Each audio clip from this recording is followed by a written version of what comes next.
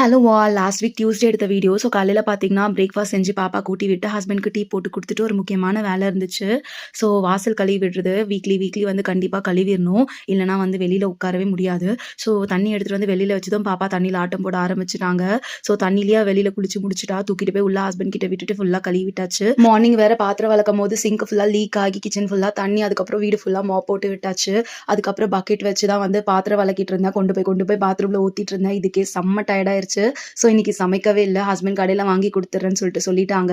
சாப்பிட்டு முடிச்சுட்டு நல்லா தூங்கி எந்திரிச்சதுக்கப்புறம் ஈவினிங் ரிலாக்ஸ்டாக ஒரு காஃபி குடிச்சிருந்தேன். டின்னருக்கு பார்த்தீங்கன்னா இட்லி கார சட்னி பண்ணிக்கலாம்னு சொல்லிட்டு பிளான் பண்ணியாச்சு. இன்னைக்கு சட்னி வந்து ரொம்பவே சூப்பராக இருந்துச்சு. எக்ஸ்பெக்ட் பண்ணவே இல்லை, ரொம்ப நல்லா வந்துருந்துச்சு. எல்லாரும் சாப்பிட்டு முடிச்சதுக்கப்புறம் பாத்திரம்லாம் விளக்கிட்டு சிங்க் ஏரியா ஃபுல்லாக க்ளீன் பண்ணி முடிச்சிட்டேன். அதுக்குள்ளே பார்த்தீங்கன்னா ஹஸ்பண்ட் வந்து பாப்பாவை தூங்க வச்சுட்டாங்க.